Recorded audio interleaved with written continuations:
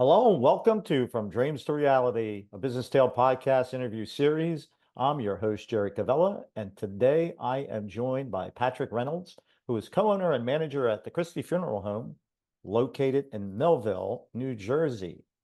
Patrick, welcome and thank you so much for joining us, my friend. Would you like to kick off our conversation by telling us a bit more about you and what is certainly one of the more intriguing business models for any entrepreneur? Sure, Jerry. Thank you for bringing me on the podcast today. Interesting experience and looking forward to talking. Uh, my name is Patrick Reynolds. I've been a licensed funeral director for just shy of 18 years, worked full-time in a funeral home for just shy of 21 years. I've been here in Millville for about a year and 9 months at this point now. We took over the funeral home from the Christie family in January of 2023. And we look forward to being a part of the community for years to come.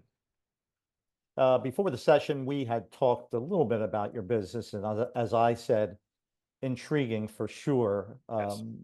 Interviewing a funeral home director is certainly a first for us, and it gives us an opportunity to really understand your business model and really how you have built a solid business in Millville, which is right in the center of Cumberland County. Yes. So, first question. What inspired you to start your own business? And what was that initial spark that led you to take that entrepreneurial leap? That one moment where you said, you know what? This is something I'm going to do. So I took my inspiration from my family. We have a number of business owners in my family over the years. My grandfather, great-grandfather, had ran an oil business in North Jersey in Bergen County, him and his brother. And my grandfather and grandmother had started a Montgomery Ward catalog store going back a number of years. I know some of the younger people probably won't know what that is. I wouldn't know what that was if I hadn't found their catalogs and things over the years, and they explained it to me.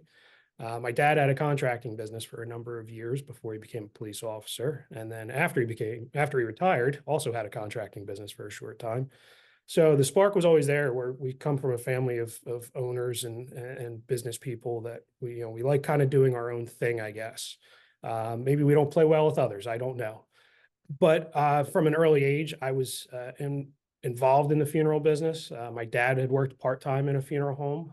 He actually built a wheelchair ramp onto a funeral home, and that worked its way into him helping out the funeral home owners and the directors. And so I had some basis for it and grew up around it in a non-traditional way. My family wasn't in it, didn't own a funeral home per se. And when it came time for me to decide what to do with my life, mortuary school and the funeral home was top of my list, number one option. And when I got into the funeral business at 20 years old, I worked for somebody who had an entrepreneurial spirit. He's now my business partner, co-owner of the funeral home with me, Dennis McGee. And that we talked about our goals and what we wanted to do, and that we didn't want to work for somebody for the rest of our lives. We wanted to have that control to do those things that we felt were necessary to improve the funeral business. And we don't like using the word business, but it is a business. It supports families. And so that was where that all kicked off from. So, a family of entrepreneurs, good to hear. Next question. Could you share one or two significant challenges you faced early on in building your business? And how did you overcome them? So the first thing is funeral homes don't put a for sale sign up out front. It's a very closed off industry, if you will. It's all about who you know. The opportunities just don't pop up every day. And when they do come up, they are very difficult to move forward on. So the first challenge was finding an opportunity that fit what we were looking for, what I was looking for in a funeral home. The funeral home here in Millville was actually my third opportunity to purchase a funeral home, third one that went down the path of pretty serious discussions and negotiation. So that's the tricky thing. It's about knowing people and them knowing you, more importantly, and coming into Millville where this business was in the same family for 125 years. They just don't want to turn it over to anybody off the street. So they have to know me and have to know my business partner. And trust us. This business is very much about trust and between the families and ourselves and even those that we work with and those in the community. And that was, hard to come by. And when the opportunity did present itself, it was kind of a right place, right time moment. Yeah. So you talk about building that initial relationship, a trust level. Talk about that just a little bit more. What resonated with you and what resonated with the Christie family that you knew it was a good match? Sure. So, number one, the facility is a newer facility. A lot of funeral homes are retrofitted homes in some capacity, whereas this facility, which started as a retrofitted home in 1898, was eventually transitioned into a standalone funeral facility that was custom built as a funeral home. So, number one, that was a big advantage of this opportunity. Number two was we had some interactions with the Christies through our West Jersey Funeral Directors Association. My business partner Dennis, he and Rebecca Christie went to mortuary school together, so there was a pre-existing relationship there as well.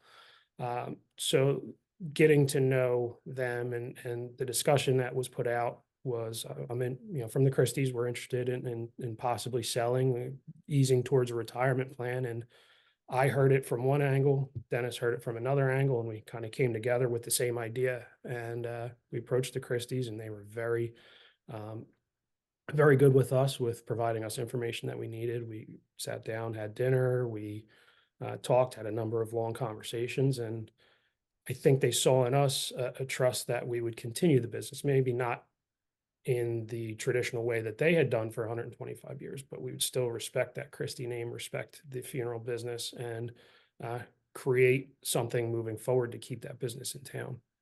Mhm.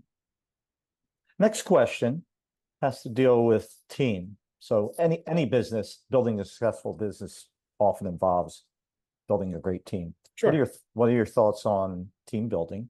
Team So, building's tough. Team building's, especially in this line. The number of funeral directors in the state is going, nationally is going down as a whole. The mortuary school attendance is going down mhm. because it's not your traditional 9 to 5 job.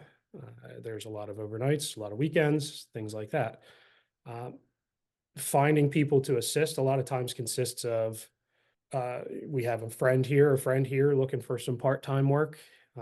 We have our funeral director staff, myself, Rebecca Christie. We have some part-time staff that assists us. As we hope to grow, we would need to add to that roster of staff, but you have to have somebody that's caring, willing, can put on a suit at 2 o'clock in the morning, can lift. So there's physical limitations to this job as well, too. We go into situations where we don't necessarily know what we're walking into every time. And so somebody has to be physically capable in certain respects as well. So to put that together is really, really difficult, really difficult. And every funeral home struggles with help.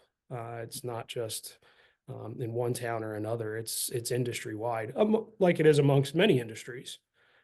It's not unique to the funeral business, but it's certainly we are one of those that definitely struggle with assistance and with help. And when you find that good person, you don't want to let them go, but sometimes they move on. Yeah, let's do this. I'm gonna go behind the curtain a little with you. Okay. Could you give me a breakdown of what your team looks like? There's a lot of moving parts, I There would are. imagine, when it comes to staffing. So let's There hear are. a little bit more about that. So we have myself and Rebecca. We're here on a full-time basis, day to day, weekend to weekend, night to night. There's always one of us on call here at the funeral home, 24 hours a day, 7 days a week, whether it's her or I. We have my business partner, Dennis. He concentrates primarily in Camden County with the other funeral home that he owns. But we've been able to kind of merge some of our staffing as well between that location and this location. So it helps both businesses essentially. We have a roster of probably about 6 or 7 part-time employees at any given time. They're not here on a daily basis. They're on an as needed on call basis a lot of times. We also have a gentleman that we work with who assists us on transfers and things like that when we may not have somebody available, or we may have our staffing tied up to a funeral, things like that. And gentleman I've known for a very long time. He started this little business himself, and he's a great help. And I've known him for a long time. Trust him. Former dispatcher in Camden County. What I'm hearing is that your business is definitely 24/7. Absolutely, Yeah. So, absolutely. so let me ask you this. Let's talk about work-life balance. How do you maintain a work-life balance in your business? Do you have any personal rituals or habits that keep you motivated and focused, but also give you that time to separate from the business a little? Um, Try and go to the gym a couple days a week. Blow off some steam. This is a very emotional business at times as well too, so you need that outlet. Um, some days we're here 16, 18 hours. Some days we might be here 5 or 6 hours. So those days, if you can manage to maybe sneak out a little early while still being on call, maybe we like to try and play some golf and get out on a golf course and just have some fun out there for a couple hours. Work-life balance is hard though, especially at 2 o'clock in the morning when that phone goes off and we have to go, and it does happen. And um, sometimes we're working on very little sleep. Caffeine can be our friend sometimes, uh, but we do the best with it. And um, I've managed to make it 20 years, so far so good. Okay. Yeah. Yeah. So you find those opportunities when you can. When Yeah. you can. They're not always there. Try and spend a little bit of time down the shore in the summer, just to get away, get some salt air through the lungs, get everything blown out and off your shoulders a little bit, but close enough where if something happens, I can come on back to work. You had mentioned that your family has been always involved in the entrepreneurial model. Let's talk a little bit about mentors or sources of inspiration. So, who's influenced your entrepreneurial journey and how have they specifically contributed to your growth? Hmm. Well, my business partner, Dennis McGee, he's definitely one of them. I served my apprenticeship under him. He brought me on board at Sweeney Funeral Home in Riverside. Marianne Sweeney, who was the owner of the business, had taken over after her husband passed away. She took a shot on a 20-year-old kid who had no experience and showed up with an earring in his ear and for an interview, and bad tie and not a great suit. But they showed me the way. They gave me the chance to see the way, is what I would say. And Dennis has been a mentor to me, in addition to one of my best friends, for a long time. And we both value what we do, and we've been able to bounce ideas off each other for a long time. Just my family seeing the businesses that they've started, the good, the bad, and the otherwise that go with that. Saw a lot of that with my dad growing up. A lot of long nights in his office doing, billing or estimates for his contracting business. But he was there for sports and there on weekends, and he hustled, and he had a growing family, so eventually he did move on to that. But I knew what I was getting into, seeing him do that as a child, up until I was about 11 or 12 years old. And I remember very clearly, him going in his work truck and picking up nails from roof jobs and things like that. So to see the work ethic there, rubbed off on me pretty early. And then, a few of the folks I've worked with over the years, a few of the funeral home owners and funeral directors, everybody, I've tried to glean a little bit from everybody I've worked for, good, bad, and otherwise, and just kind of mold it into what I think is best. Yeah, great insight on that topic. Thank you. Um, we had talked before the session today about first the uniqueness of your industry in general, but we were discussing this position of market dominance, that element that separates you from the competition. You had some great insight on that. So I'm going to ask the question. Okay. What makes you different? What separates you from the other funeral services in your area? Sure. So we've done a few things. One thing that was important to us when we first took over the funeral home was creating hospitality in addition to the funeral traditions. And by doing that, we created a cafe area in the funeral home. Right when you walk in the funeral home, took part of a wall down. There was a window there, took that out, opened the area up, created a little cafe, kitchenette area for families to use. We provide refreshments, coffee, muffins with every service that we do. There's bottles of water. It's out of the way, but it's not out of the way. It's close enough to where you need to be, but removed enough where you can take a breather if you need to. And sometimes a cup of coffee goes a long way for somebody. An early morning, you might not get your cup of coffee before you come to a service. You're running around 18 different things. Have a cup of coffee here.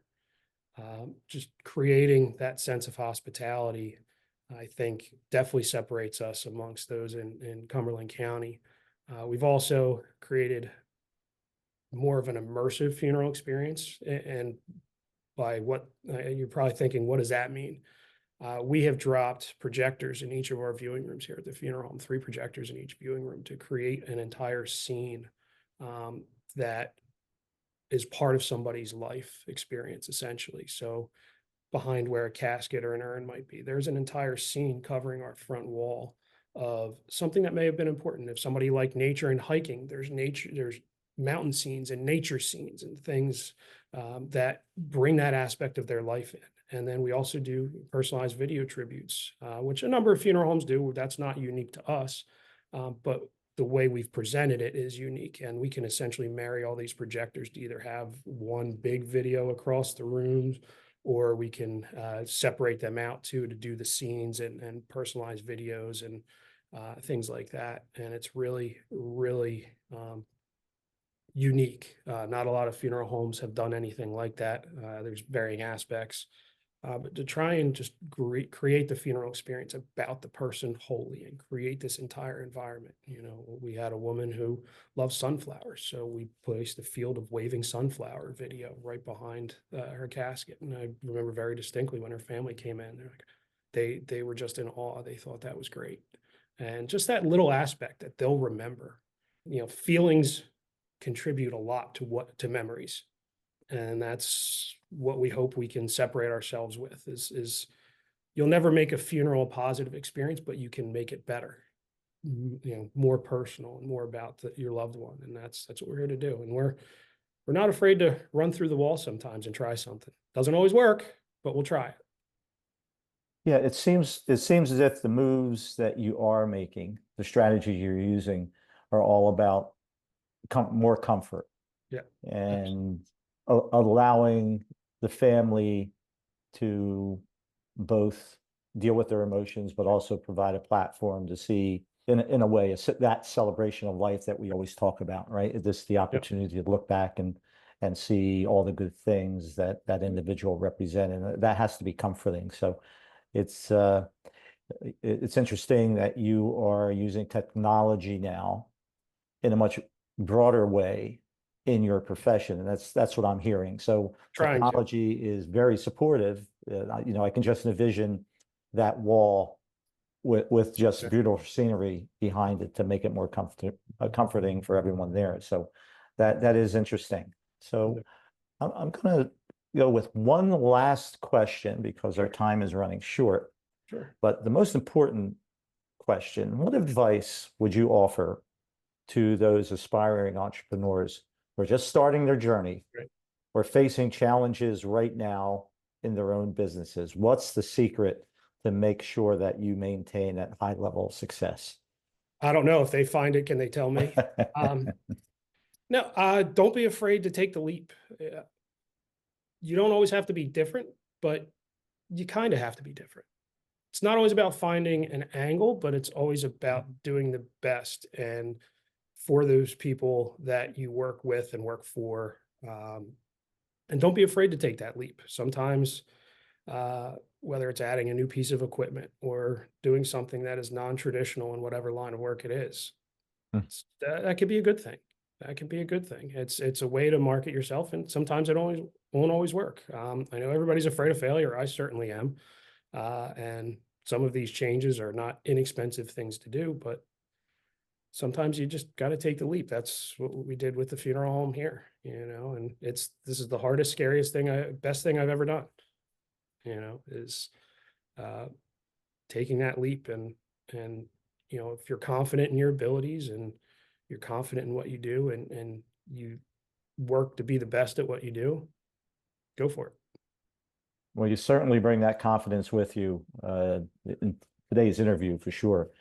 So that's all the time that we have today. But thanks so much for your time, Patrick. It was great meeting you and learning more about Christie Funeral Home in Millville and your personal entrepreneurial journey. What a great story. How can folks get in touch with you, learn more about your business? Sure. Big thing. Most of the information that we have is on our website, christiefuneralhome.com. There's pictures of the funeral home. We're actually in the process of updating that as well, to get that as up to date as we possibly can. You can find us on Facebook and Instagram, just Christie Funeral Home, at both locations. And you can always message us, any questions, concerns. Do not hesitate to message. We try and get back as quickly as possible. And if you have any questions, give us a phone call. Just pick up the phone. That's more so than many other businesses. We're probably still attached to a landline phone at times. And a lot of times that's the best way to just get a hold of us, give us a phone call. You can also email us here at the funeral home. My email is patrick@christiefuneralhome.com. So that comes right to me, right to my phone. I'm always connected to it. Okay, great. Thank you so much. To everyone watching, this is Jerry Cavella, and this has been From Dream to Reality, a Business Tale podcast. I look forward to seeing you all in our next episode. Patrick, thank you again, my friend.